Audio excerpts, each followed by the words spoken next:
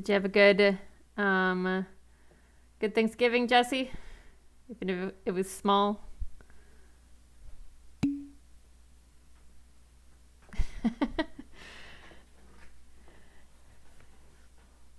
You had a relaxing Thanksgiving, maybe? Yes and no. Oh. Was retail open? I don't know. I haven't gone to any stores lately. Oh, okay. I just assume most places were doing the whole let's be closed. Yeah, that sounds awful. Hopefully being safe, but goodness, I can't imagine going out to Black Friday or other sales during this period. Here we go. More of my students are coming in. It's just a slightly slow morning. Yeah, capitalism. I don't know. I'm like, why don't we just order stuff online? I know people still have to pack it and send it to me, but it feels safer than running into a store with like 200 other people. Here we go. Here's everyone. You do the packing? Well, I'm sure that's been a lot of work. Well, I apologize if I have contributed in any way to your workload. But people are trying to be safe, but that means they're taking advantage of all those on-the-spot sales. All right. Well, hello everyone who's coming in. We'll try to get started in a few minutes. Not sure. I'll at least start up talking about what's our last week of class in the first few minutes, and then I'll start teaching the last section of stuff that we're going to cover. I know some people are hard at work on their lab reports and getting and studying for the lab exam. So much due this week. That's why we don't have lab or other things besides just popping in. All right. We got 6 people. It's out of like 30, so. All right. Calvin has joined. I guess that's not one of my students. Here we go. Lorianne is joining. Hi, Calvin. Good morning. Good morning, Doc. How are you? Doing good. Awesome. Hello, students. So we have a couple of non-students in the class today, observing me, making sure that I'm actually teaching you guys science and not just watching movies. Sometimes we watch movies. I mean, short ones. All right. But we'll get started, and we'll get started now. I'll start by sharing a few things about. I'll pull up this here. Hold on, I gotta move things around. Okay, let me share my screen. I'm just gonna remind everyone what we have due this week. I know I've been sending you emails, but I want to make sure everyone's on the same page here. All right. So,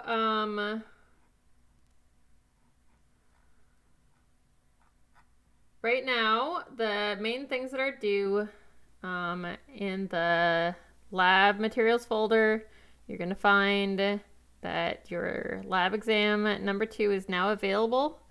Again, remember respondus, and you have an hour and a half to take it. And, I should double check. I feel like, no, I don't know why it says some students or groups may not have access. If you can't see it, oh no, wait. Here it is, lab exam 2. If you can't see it, let me know. But because it says that some students or groups may not have access. I hope that's not true. But if you are struggling to access it, let me know, and I'll make sure that I actively make sure you're in there. I definitely did make it available to everyone, so okay.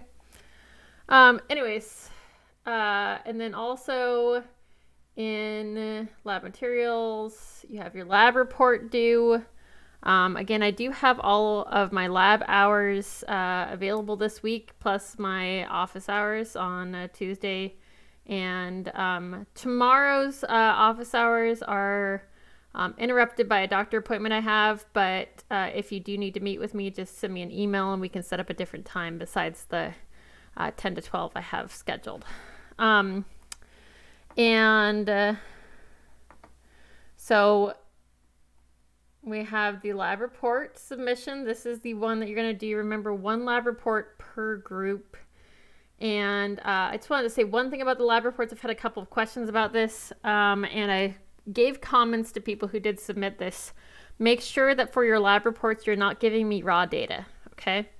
I want graphs. I want maybe tables of averages. Do not give me your raw data. Do not screenshot the Google Sheet. That's not helpful to me. You want to have your graphs. You want to have captions for each of your graphs. And you want to make sure that you're giving me in paragraph form what the important information is. I just don't want to sift through large numbers of data because that's not how you write a lab report. You got to give me the important information and the actual results that relate to your hypotheses, okay? I've given you all as much feedback as I can. If you do have new things you did this week that were not done before Thanksgiving, then I can run through them. I won't be able to give you as much detail and comments as I did before Thanksgiving, okay? Because we have a very short period of time. I do recommend that everyone takes their lab report into the writing center. Especially if you have anyone who is English as a second language, just to make sure that everything's good. They can also help you with APA format and making sure that you have enough information and that you're following the guidelines. And they can help you figure out where you're lacking or where to expand. Okay. So make your appointments soon. I know those slots are filling up, but you should be able to find that. All right. So I'm going to get started with our actual. Okay, I'll give my computer one moment. Sometimes it doesn't want to start the slideshow. Yeah. I don't know why it's so slow sometimes. Sometimes it starts right up. But we're starting off from where we left off last Tuesday. So today is the last amount of information that's going to be on your exam, okay? Your final exam. This is the last piece of new information, okay? And then on Thursday, we're going to have a review session. And next Thursday is when your final exam will be available. All right.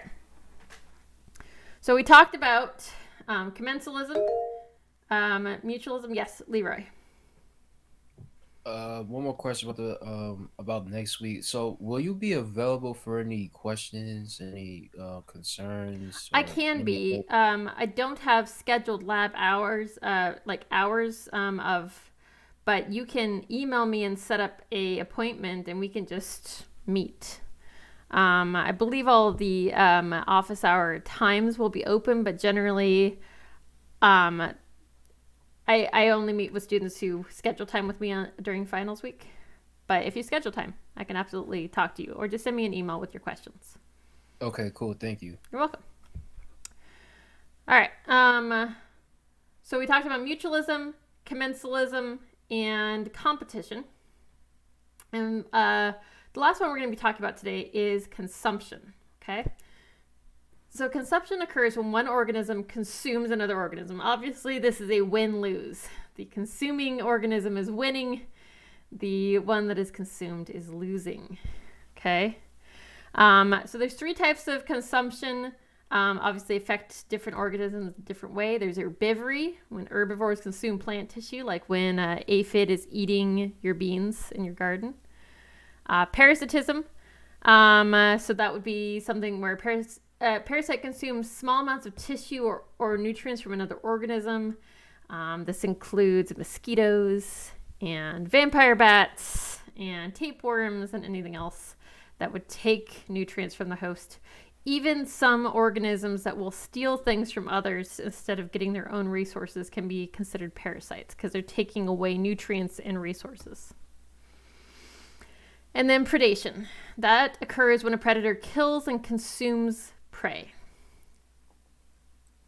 So obviously consumption is extremely costly for prey and very beneficial for secondary consumers. We went over what secondary consumers are in our lab 13, but secondary consumers being specifically the ones that eat primary consumers who eat plants. Okay, so herbivores are primary consumers, and secondary consumers are the carnivores of the primary. Now, natural selection will strongly favor strategies that allow individuals to avoid being eaten. So there's a lot of defensive strategies that have evolved to not be seen, targeted, or captured. And these in large part have evolved based on the extreme detriment it is to not to be seen. Only the survivors are going to pass on their genes. Therefore, predation is a huge evolutionary push. If you remember, the Cambrian explosion was caused in part due to predation being more common among the small organisms. Once predation was common, it acted as a huge selective force. Okay, so the defensive strategies that have to do with not being seen, not being targeted, or not being captured by predators are known as standing or constitutive defenses. We're going to talk about a different kind of defense at the end of this set. But these are always ready. Never. So the concept here is that these are sort of always available to be done. Camouflage is one. The ability to escape. Chemical defenses or toxins. Flocking behavior. And defensive armor and weapons. Claws, horns, armor, etc. And mimicry. So let's talk about cryptic coloration. Obviously, cryptic coloration helps prey like this leaf grasshopper or this frog escape detection. The goal of these organisms is that they just don't want to be seen. This here is actually an octopus. It can change its shape. Right now it's pretending to A, look like the ground, and B, it's changed its fin shape, its tentacle shape, to actually look like a more dangerous organism than it is. It looks like a lionfish. It's not a lionfish, but it adapts these pieces in order to look like something that doesn't want to be eaten. Okay, but it also looks like the ground, and you can see that these are very detailed leaves. Like there's a little brown spot here. It has veins. And again, the more it looks like a leaf, the more likely it is to survive. Even a small amount of ability to avoid detection will make it more likely to pass on its genetics. All right. Escape behavior is another one. Okay. So prey have adaptations to detect predators and to run, to fly, to jump, or swim away. Does anyone know what this little guy is called? Know where he's walking. What is he walking on? Anyone know what this organism is called? Yeah, Leroy. Oh, the Jesus Christ lizard. Yes. It's sometimes known as the Jesus Christ lizard, or James has it, the basilisk. Yeah, I forgot. No. Sometimes they do call it that because it's walking on water, right? The idea is that he's got these. So they spread out their toes and they have these little bubbles that form underneath. They capture air and they run really fast, and this sort of gives them a buoyancy. So they jump off of branches into the water and run really fast, and it allows them to get away from organisms that'd be able to catch them. So obviously rabbits can run really fast, and grasshoppers, if you've ever tried to catch a grasshopper, they're pretty good at escaping. Schooling and flocking is another option here. Predators can be confused by very large groups of prey. It's hard to pick off one or two. Instead, they're faced with this blob, and it's hard to attack the large mass of moving organisms. In particular, fish do this a lot. Birds also do this because they can be picked off by birds of prey who enjoy eating, pigeons. Pigeons and starlings will go in large groups and react to each other to stay away from predators. And predators have difficulty picking off the one individual pigeon. Same with zebras. This is sort of a distraction thing. How do you find one zebra to attack as a lion? Defensive armor is another one. Prey have protective shells, sharp spines, or other defensive structures like claws or horns. So if you've ever eaten urchin before, you know that they are a pain to get into. They may have a soft underbelly, but you have to have some special tools to get inside. Obviously, porcupines are another one like that. And this is a blue crab. Obviously, we do eat them. But if you were a bird attempting to eat this crab, well, it's quite a work to get that meal. Because you got to avoid those pinchers and get through the hard shell. Finally, there's chemical defenses. So prey may lace their tissues with toxic compounds. Who knows what this little guy is called? Yeah, Leroy.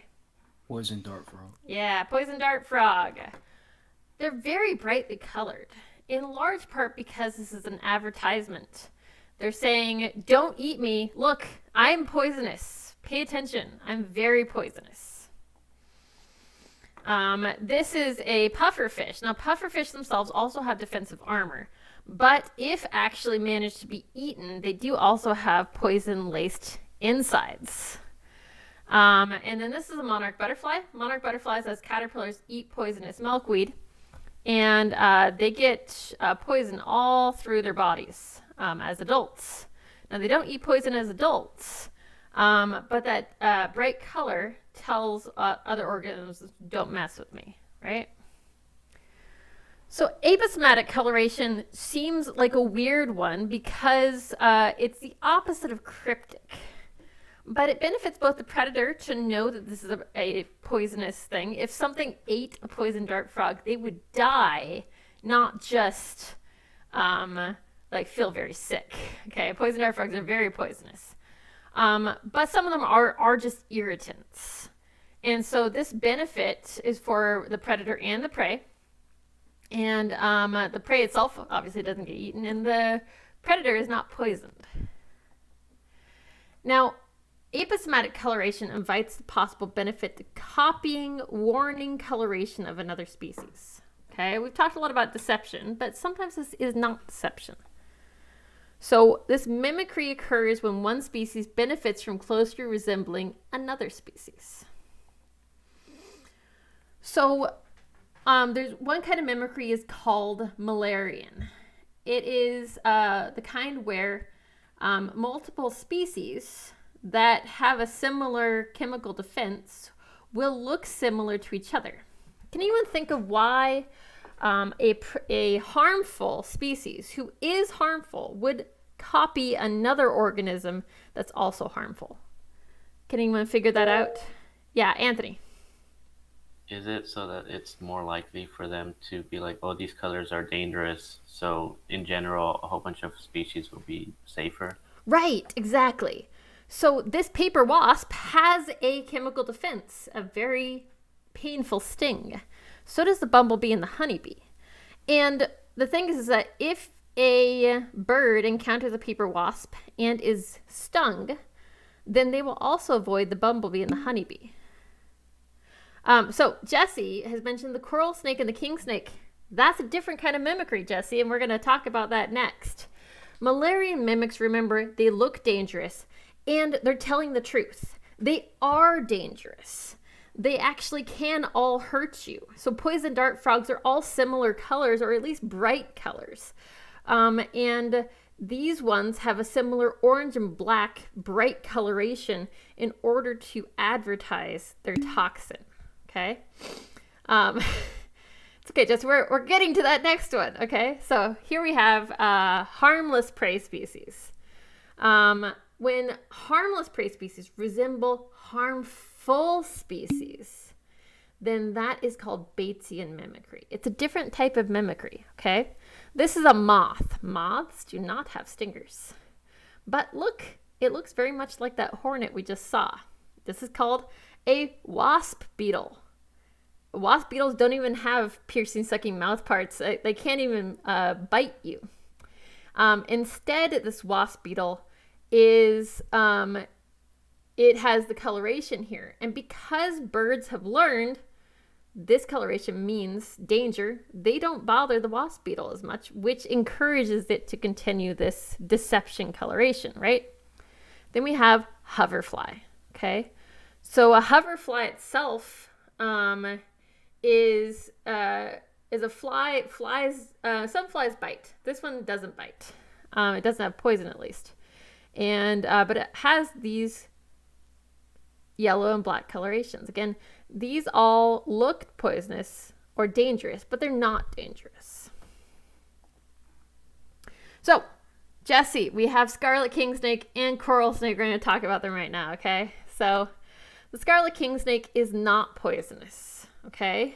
And the coral snake is poisonous.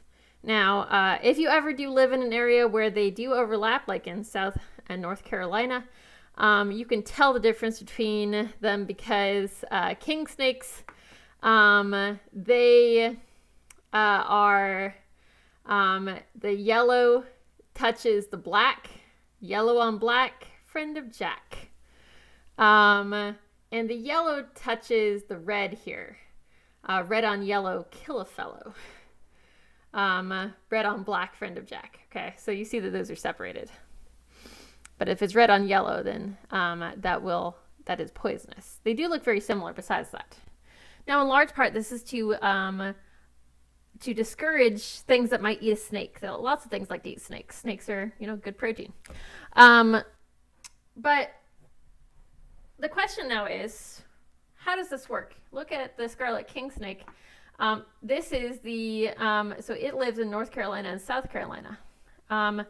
And the eastern coral snake only lives more near the coast. Does the scarlet king snake's deception work in an area without coral snakes? What do you guys think? Will this deception work if there are no poisonous snakes around it? No, it doesn't really work because the organisms that live in an area where there's no dangerous coral snakes will eat the king snake because they've never encountered a coral snake to be afraid of. What about if the scarlet king snake is in an area with coral snakes, but they are more abundant than coral snakes? Does it work then?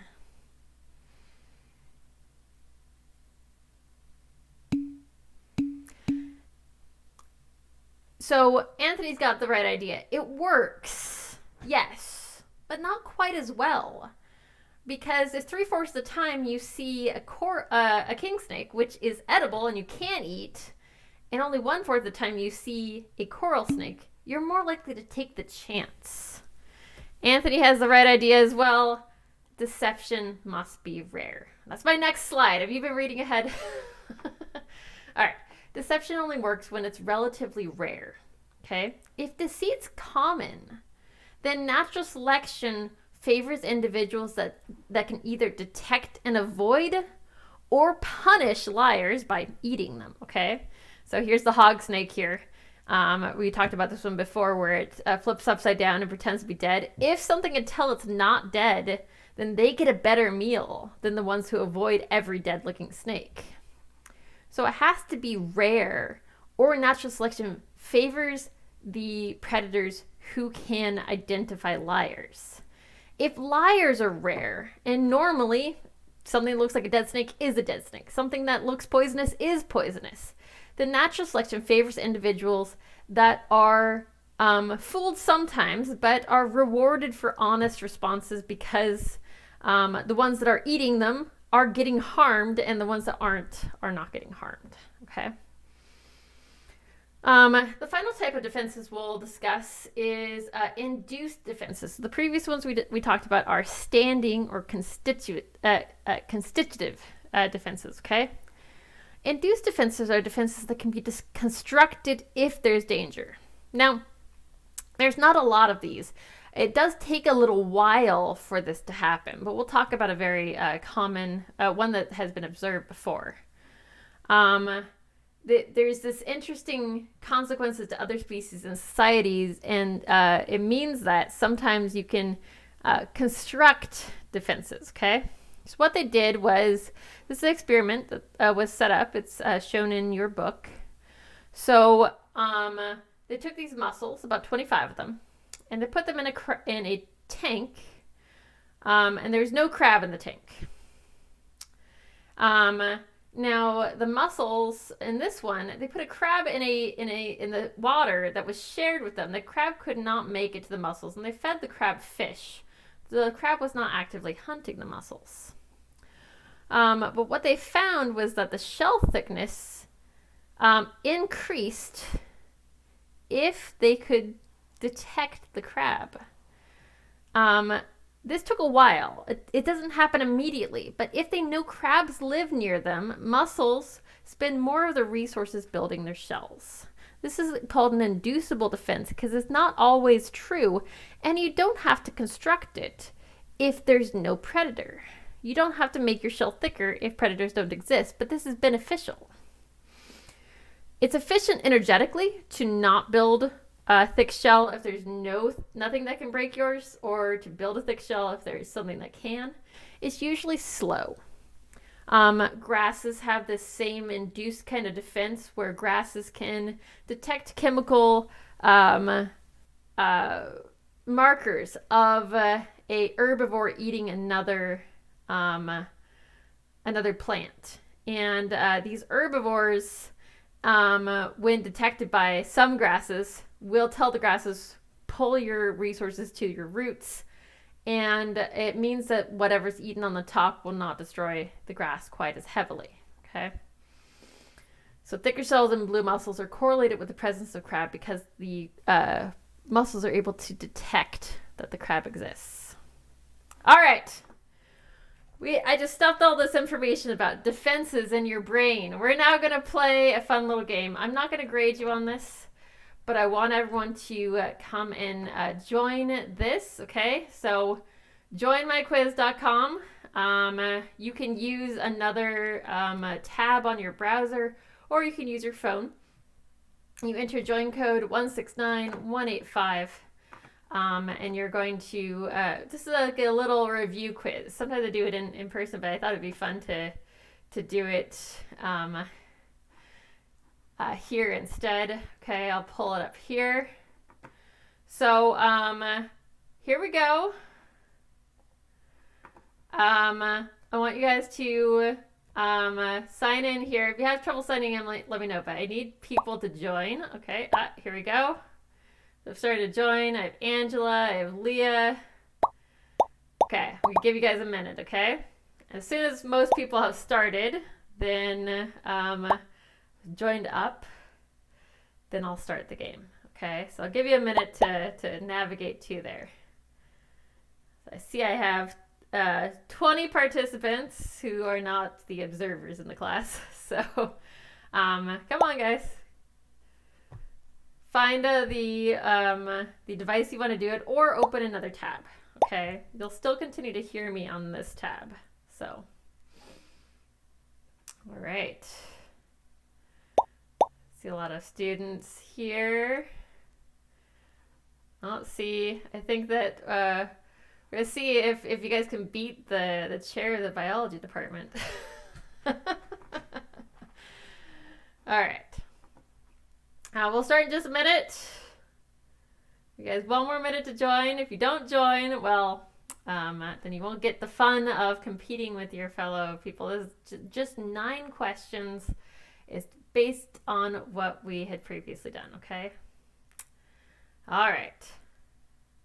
Oh, Charles Darwin has joined. He's probably going to be good at this. Okay. All right, I'm going to... Almost ready to start.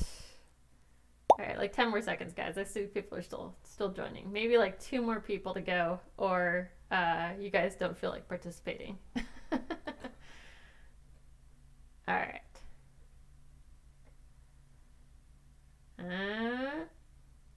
Anyone else? Jose's having trouble with his connection, so we'll start. Go.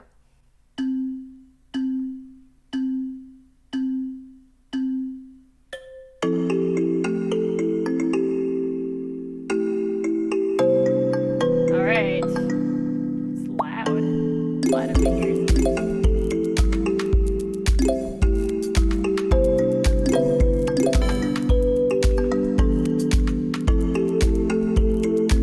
They gave you so many points too.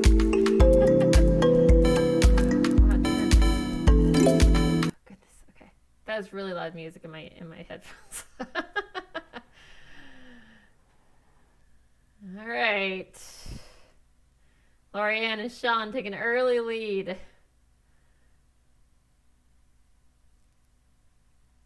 Oh, Anthony is pulling it ahead.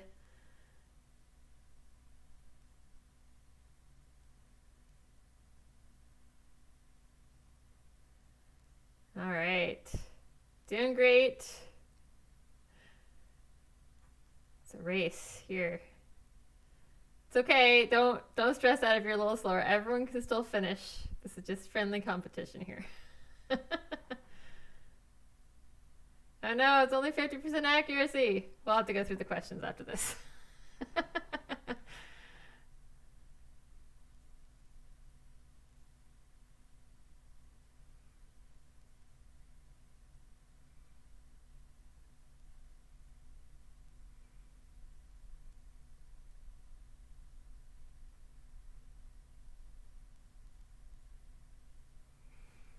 All right. Well, we're going to have to definitely check.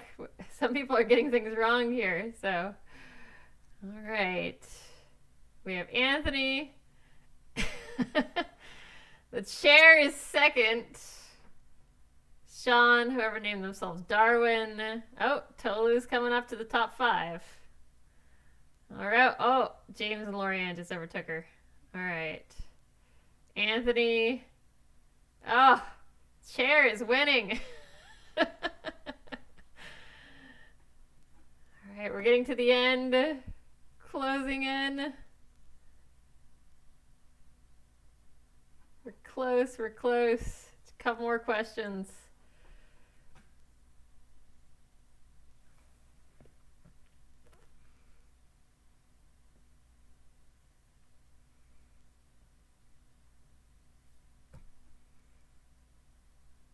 All right. This is why it's review, because, well, all right, looks like Joe's done. Leroy's up here. Hasn't quite finished. But he is, but you're graded also on speed too. So, good job, Leroy. All right. Still working on it. People are making it through. All right, we have Leroy, Anthony, James, Charles Darwin, Kevin. A few people still finishing it up. Take your time. I'll go through the questions after. I'm glad that people enjoyed it. So, all right, we'll get through this.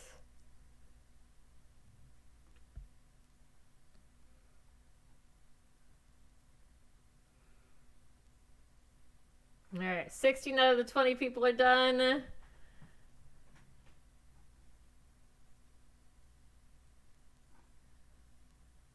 All right, we will go through these because I see it's about half and half of people are getting it right.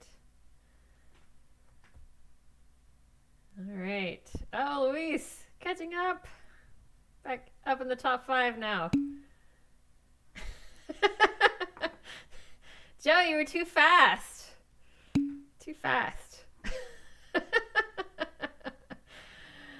Oh, there's only 2 more people. I don't know.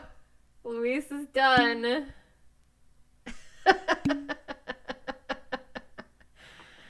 Okay.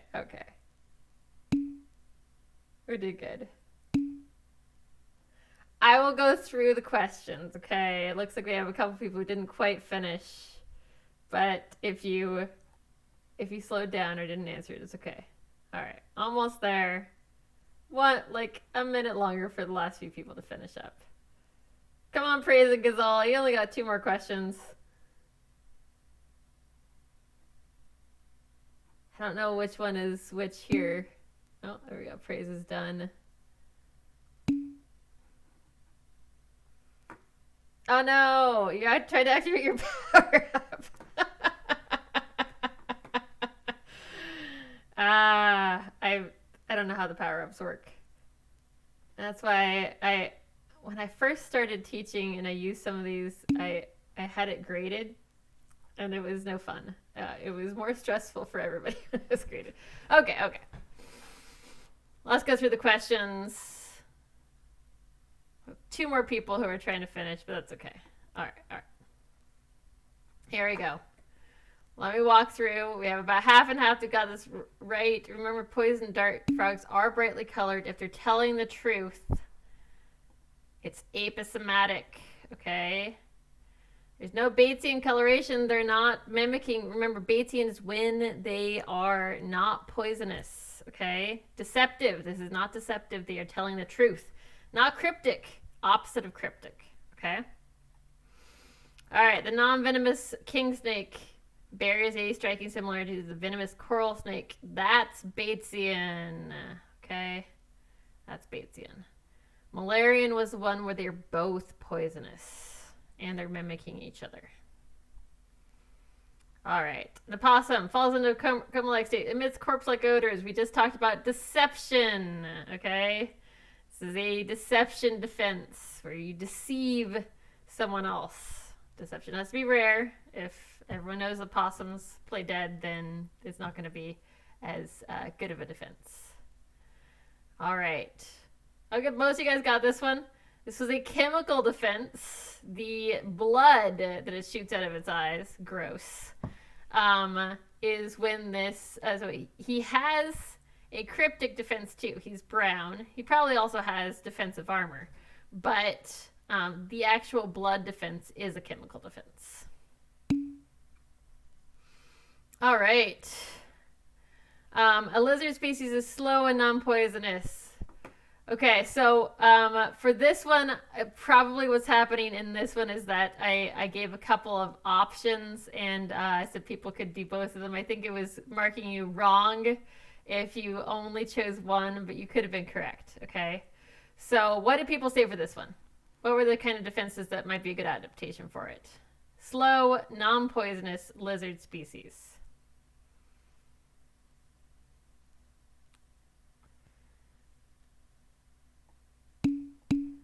All right. Cryptic is good. Defensive armor is good. Chemical, again, he's non-poisonous. Aposematic is only for ones that are telling the truth. Flocking, he's slow. You have to be fast to flock, okay? So cryptic and the defensive armor is what I was looking for. But if you only chose one of them, give yourself half credit for that. All right. And then a similar concept here. Fish species is fast, weak, and non-poisonous. So the multiple ones here I was looking for was, what do you think? What would be good for this? Escape, obviously, really fast dart away. It can also, fish are good at flocking too, okay? So they can school together with other fish. Tolawani has accidentally sat on her slash here. Okay. It's okay. So that was funny. This Maryland blue crab is hard for predators to eat. Why? Obviously, it has defensive armor. We just talked about that. It's not cryptic. It's not that fast. It's hard for predators to eat because it's just hard to break in the shell. All right. This frog is hard for predators to spot. It has cryptic coloration. Okay. Not aposematic. Not defensive armor. Not escape. All right. Wasp and bumblebees are different species. They are yellow and black together. That one's the Malarian. All right. Everyone did great, though. And again, this was just for fun. So congratulations to our top 5 leaders. Joe was cheating. he teaches biology. Leroy, Luis, Anthony, James, whoever was Charles Darwin was close in the running too. I mean, obviously we had Kevin and Lorianne and Earl. Earl? I don't know who Earl is. And Tolu. Okay. You were trying not to do it. Okay. But good job, everyone. So that hopefully that concretes a little bit more in your brain what the different defenses are and how they're beneficial. Okay. All right. Let's go back here. So one thing that we now know is that humans themselves can use consumers as biocontrol. Okay. Agriculture and forestry using predators and parasites as biocontrol agents is a key part of what's called integrated pest management. Reducing chemical use as part of agriculture, but additionally using them to control invasive species. Invasive species, remember, the biggest issue is that they don't have predators and prey. They don't have predators and that are native to the area. They don't have diseases that are native, and there has been no one who can defend against them. And so using the predators or parasites as biocontrol is good. So, for instance, this is a purple loosestrife. It's an invasive species, and it takes over entire fields. It pushes out native species. This is before the biocontrol insects were released. After the biocontrol insects were released, they defoliate all of the loosestrife, and they particularly target the loosestrife. Okay. So in just 3 years, they were able to get rid of a lot of the loosestrife and allow native species that the leaf-feeding beetles do not like as much were able to come back. Various organisms can be used in this way, releasing wasps in a certain area or creating wasp nesting grounds of shrubs and other things that surround this area. You can control aphid populations that way, or caterpillars. The wasps will put a parasitic egg in there that will eat them from the inside out. It's gross, but effective to control some pest species. Introducing fish into certain areas can also help control mosquitoes, encouraging bat populations, etc. A success story of this is Australia. Now, Australia's, we talked about already how Australia kind of evolved very separately from the rest of the world, has a lot of different organisms that don't live anywhere else. Island area, separated from Asia for a long time due to plate tectonics. And the cactus moth itself was used to control the invasive prickly pear cactus. Okay, so prickly pears love Australia. Prickly pears are from the US. Problem is that they grow really well in eucalyptus forests. There's a lot of things that walk through eucalyptus forests. Koalas go from tree to tree. Varieties of other organisms need to get through the forest, and it's basically impassable with all of these prickly pears. When they use this cactus moth, now cactus moths, they only eat cactus. Guess what? There's no other cactus that are native to Australia. So when they put the moth in there, only the prickly pear was at risk. After the cactus moth introduction, it was a huge success because they released what's called a specialist. This specialist only eats cactus, and therefore the only cactus it would eat is the invasive one, and therefore it worked really well to control the cactus. And they were able to control this invasive species and not let it get, it was sort of out of control, but once they made a plan, they were able to use this. Now, Sugarcane beetles were another pest that were introduced accidentally from South America to Australia. In Australia, the sugarcane beetle became a major pest, eating all the sugarcane that they were trying to grow in Australia. In comes the cane toad. That is the primary one that eats the beetle. Jesse has a foreboding feeling. Here's the problem. Cane toads do not only eat sugarcane beetles. What do you think happened after they introduced this cane toad? Did they fix the sugarcane problem? They ate other bugs too. Guess what? Not just other bugs. They ate other frogs. They ate other everythings. Once they realized how many things they could have eaten, they ignored the sugarcane beetles, didn't even fix the problem. So what do you think is happening with the cane toads right now? Are they helping or hurting? Yeah, they're a menace. The cane toads are now the invasive species. So, moral of the story is, if you want to, if you would like to control for invasive species, you need to use specialists, not generalists. Generalists will possibly harm other native species. You want to be focused in your attack on just that bad species.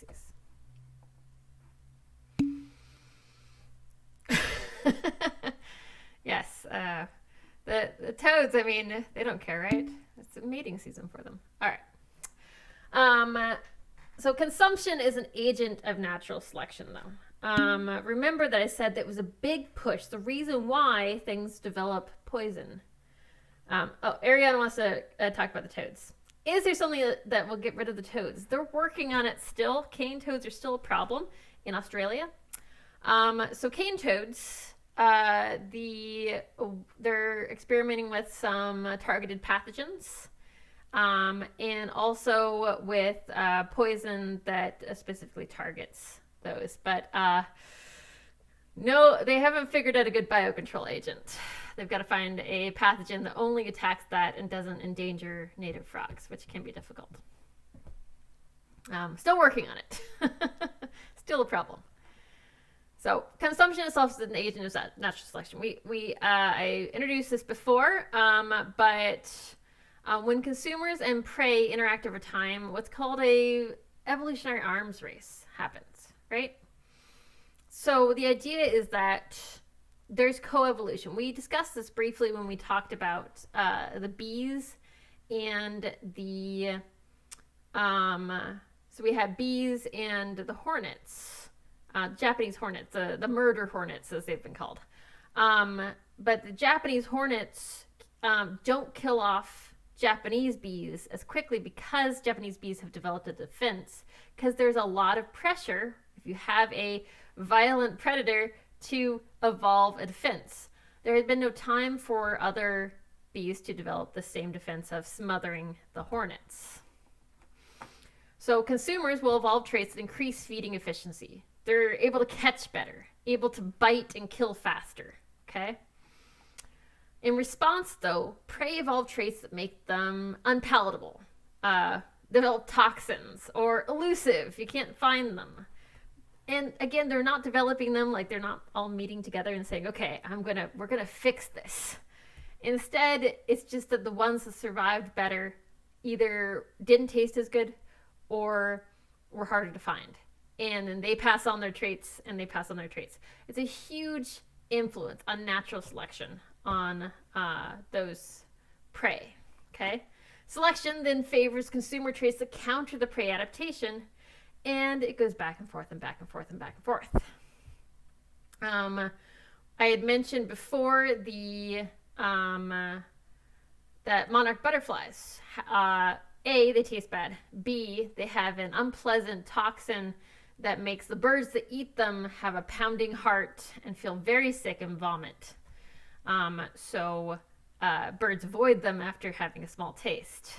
But What's interesting is that the some chickadees have developed a way to eat monarch butterflies.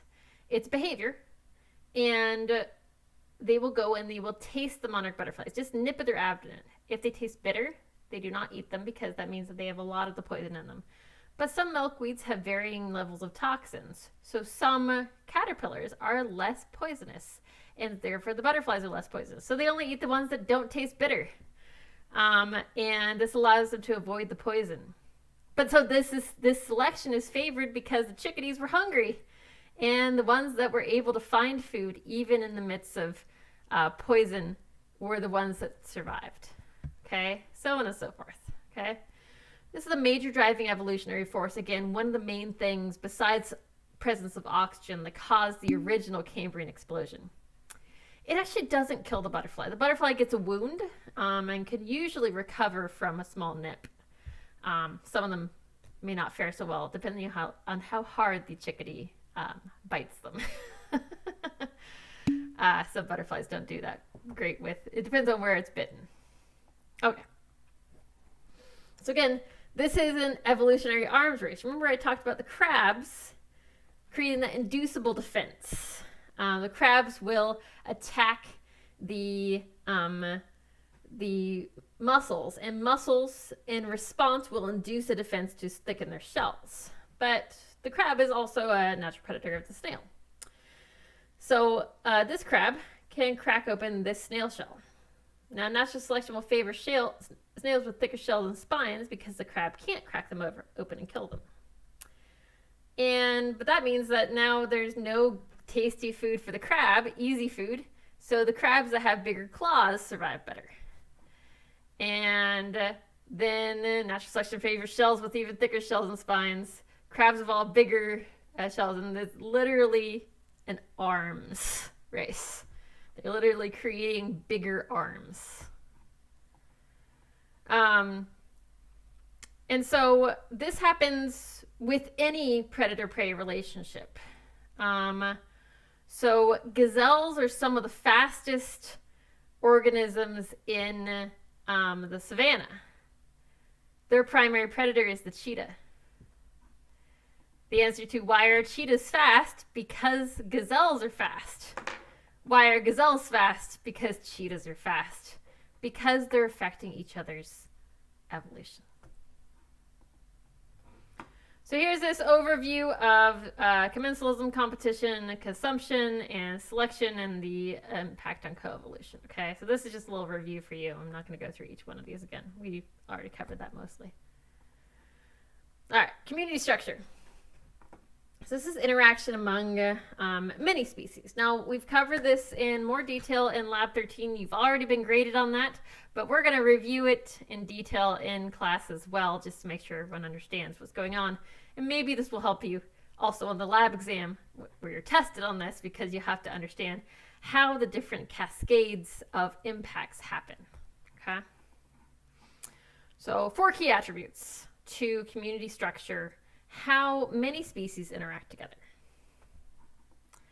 So 1, we had to figure out how many species are there, and the interactions among all species. Are they mutualists? Do they ignore each other? Do they eat each other? Do they outcompete each other for space or nutrients? And then which ones are more abundant, and how does that abundance impact their interactions with other species? So population. Also the physical attributes of the community. What does the community have or have not? So this is sort of the niche concept, but at a community level. So community structure can include a food chain. Again, you were supposed to build a food chain in your lab, but this includes multiple consumption interactions. A food web is a bunch of food chains all interacting together. So this is a basic food chain. We have a plant. That's the producer. It's the base of all food chains because you got to have energy from somewhere. Grasshopper eats the plant. Bird eats the grasshopper. Snake eats the bird. And the owl eats the snake. Okay? So who remembers what level of consumers we're looking at here? Okay, we have a primary consumer here, the grasshopper. And what is the owl in terms of how we name the consumer of the owl? That's the owl. So it would go secondary, tertiary, quaternary. Yes, quaternary. Sometimes people only go up to tertiary. I don't go past quaternary usually. But the owl can also eat lower on the food chain. So it's sort of a complicated one. And that's how the food web would be described. The large eagle can eat a python.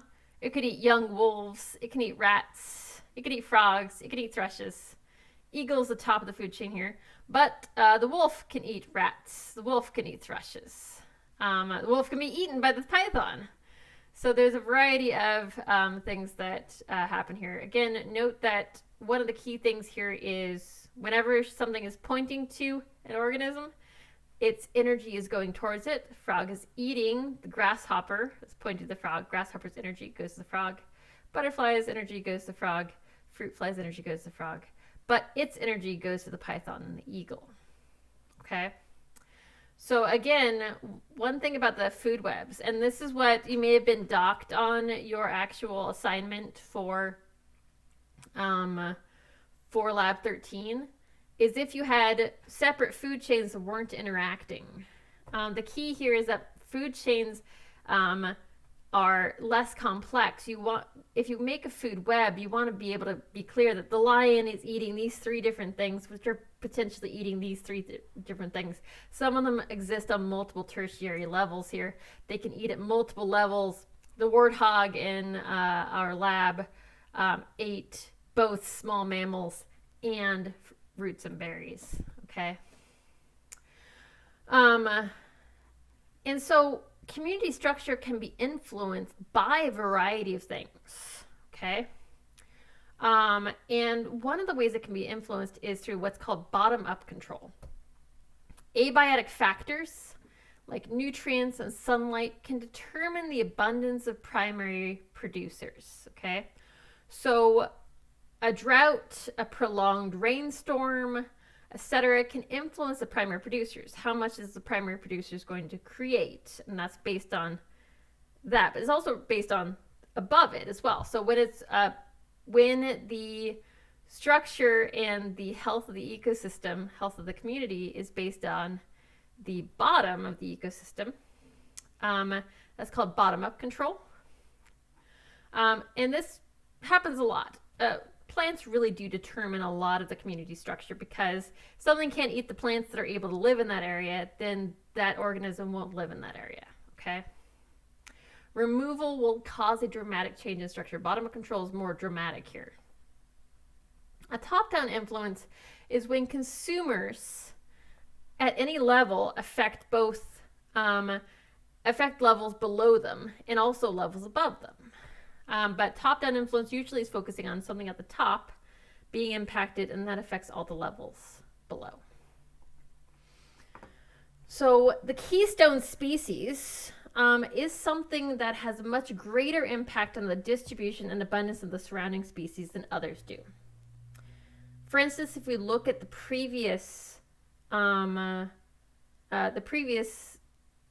webs, you'll see that if you suddenly took away all the top predators, then the predators below them, the consumers below them, will become, there's several ones that would become very out of control, and everything below them would go down, and there would be some big rises and crashes. So they're keystone species. But if you got rid of the frog, not much would happen, in the sense that the frog exhibits a very small influence on the stability of the food web, because everything else has alternate forms of food, and everything that the frog eats is eaten by other stuff as well. And sometimes a single species or set of species is essential for diversity. So I'm going to show you a couple of examples here, but these keystone species play a critical role in their community. It's out of proportion to their abundance. Okay, you need these species in order to have a stable ecosystem, a stable set of stuff, okay? It's called a keystone because a keystone, so this is the center of an arch. If you have this, if you took out this part of the arch here, the arch would lean sideways, but it would not collapse.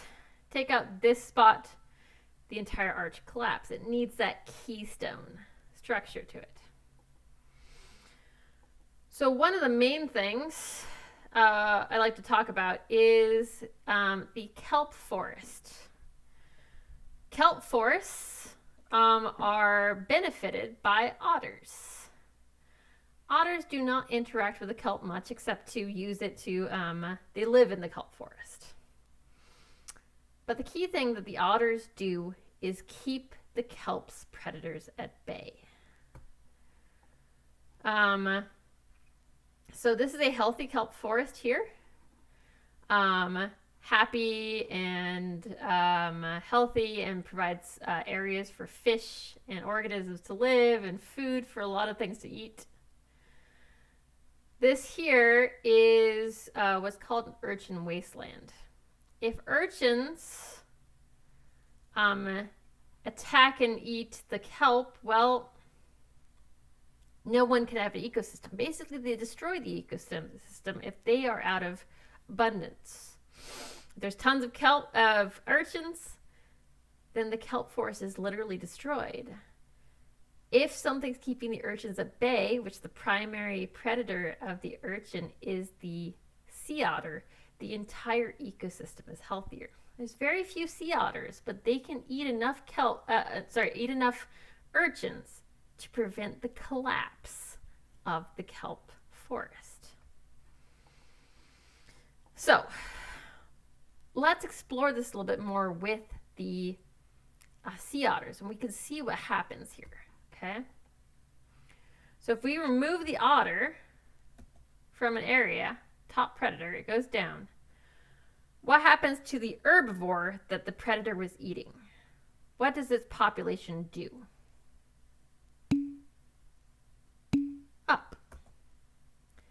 And if the top herbivore, like the urchin, goes up, what happens to the producers below it? Down.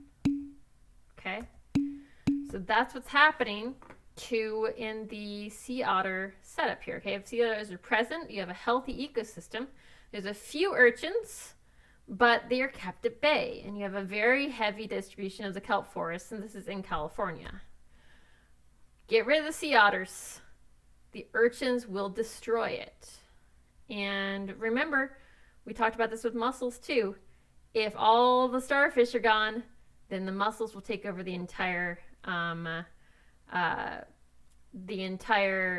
tide pool area and destroy tons of habitat. Okay, so it's a similar concept. Top predators are very important for the health of the whole ecosystem.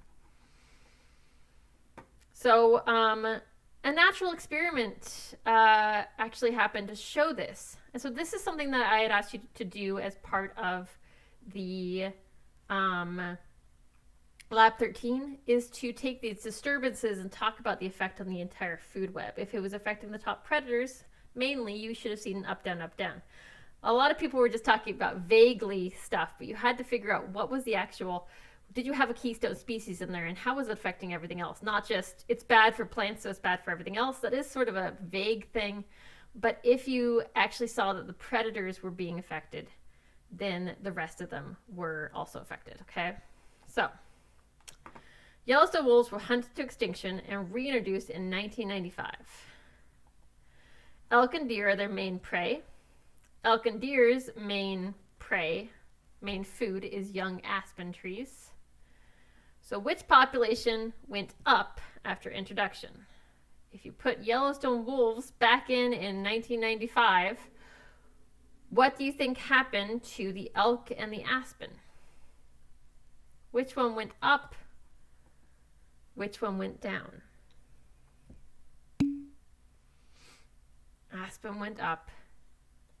Obviously, elk and deer went down. They're being eaten by wolves now, right? This is called a trophic cascade, and this is something I want you guys to be able to explain in your lab exam in particular. I will ask you other questions about it on the final exam, but in the lab exam in particular, you should be able to understand how this trophic cascade works, okay? Especially in food webs. So with the wolf back, the wolf is now consuming more coyotes, elk, and deer. Anything that is affected by the coyotes, elk, and deer will change how they're consumed, okay? So the mouse is now no longer eaten by the coyote because the coyote is being eaten by the wolf. There's more mice, so the rough-legged hawk has more to eat. The elk and the mule deer are no longer eating aspen, cottonwood, and willow. The beaver is increasing its eating because it's eaten less by the coyote, and there's more aspen and cottonwood and willow because the elk and mule deer are not eating it. Okay, so you can see this.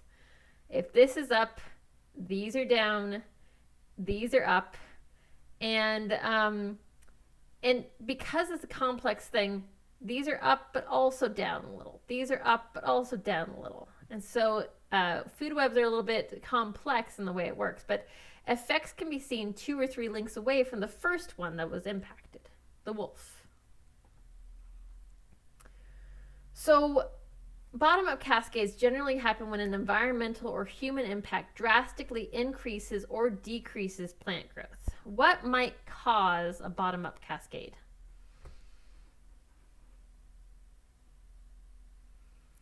What could cause plants to be hugely detrimentally impacted? Something caused by humans or caused by the environment. A natural disaster. Let's say a fire. Pollution could be caused by humans, yes. That's a big one, actually. Also, humans putting nitrogen into an area where it's been low nitrogen before can hugely change the community structure. Deforestation, drought, or high rainfall, because it can go down or up, increase or decrease of plant growth. One big example is the BP oil spill. Phytoplankton species died off and were severely limited in growth due to the toxic materials and oil slick in the water near the coast. This happened for a while, so it killed off a lot of phytoplankton in this very previously productive region. So phytoplankton, remember, are the main things that live out in the deep ocean. Kelp lives near the coast, but phytoplankton, if phytoplankton dies, what happens to all of the life above the phytoplankton? We've got zooplankton, we have fish, we have whales. What happens to the rest of them? It goes down. Which one goes down? Everything does. So when producers die, so does everything else above them. If you completely remove the producers from the scenario, you have a completely decimated ecosystem. Yeah, I was the most frustrated with the BP group, the president being like, this ruined my life. And I was like, maybe you should have managed this better. Like, sorry it ruined your life, but you ruined the ocean. Sometimes they can. It depends on what producer is destroyed. If a single grass goes extinct because of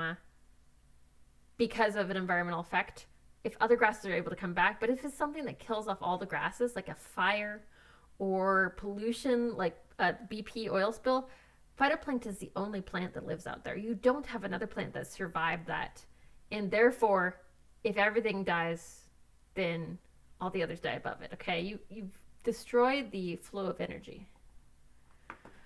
So here you have your phytoplankton. Again, if some effect like the BP oil spill makes it go down over time, the zooplankton reduce over time. Forage fish feed on zooplankton, and predators feed on forage fish, and eventually all of their numbers will go down in that region. Likely, for some of them, they can leave the region and go seek out other food, but it does impact that specific ecosystem. All right. Last thing I'm going to talk about, review of final exam. We're going to go through a review session. I'm going to have the review PowerPoint and the review, the rest of the stuff on the final exam. Final exam is going to be comprehensive from beginning to end. Okay. The schedule says that Thursday, December 10th is our final day. Your final is going to be available next week from Thursday to Friday. Okay. I don't have office hours or lab next week, but feel free to email me and find a time that will work. Okay.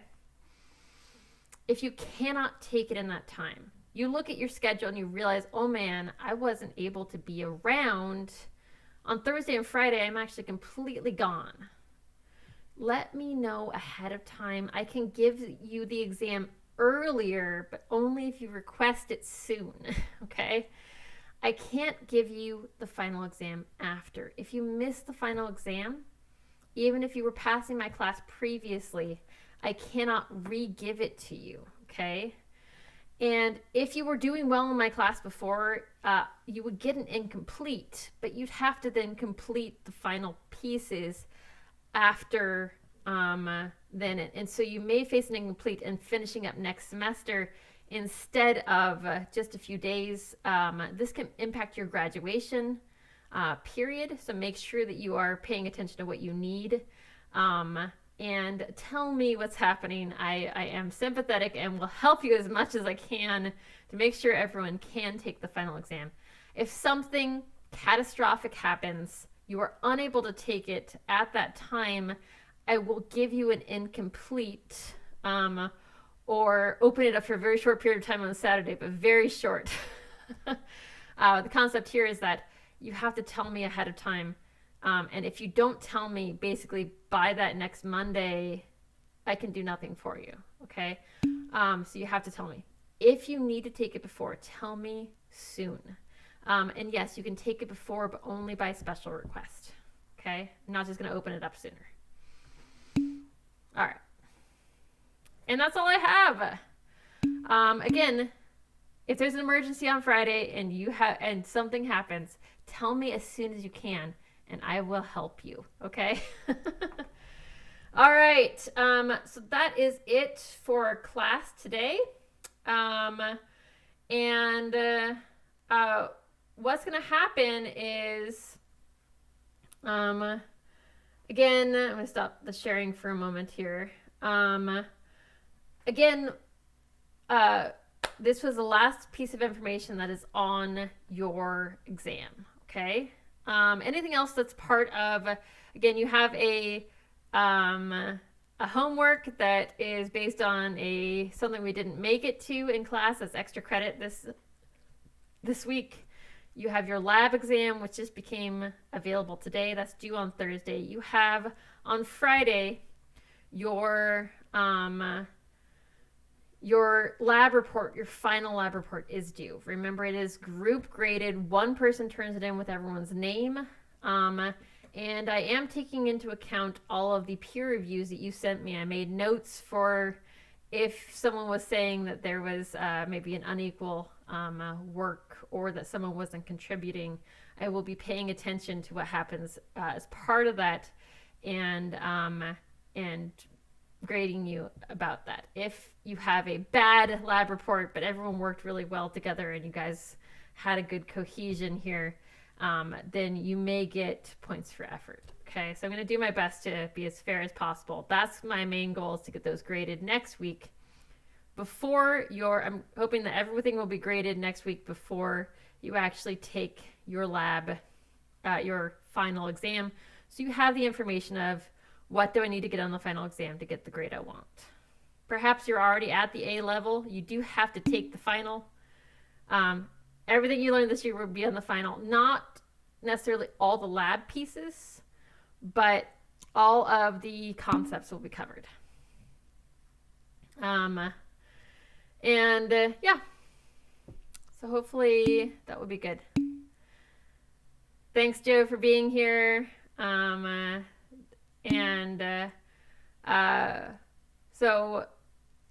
I'm not around next semester. But hopefully everyone. Bye, Joe. So yeah. I had a really good time in this class. You guys were all very attentive, and I enjoyed how interactive you guys were. We will have class on Thursday. It is review. Okay, this is not the last time you'll see me. All right, we'll have a review then, and again, I'll meet with you, anyone there.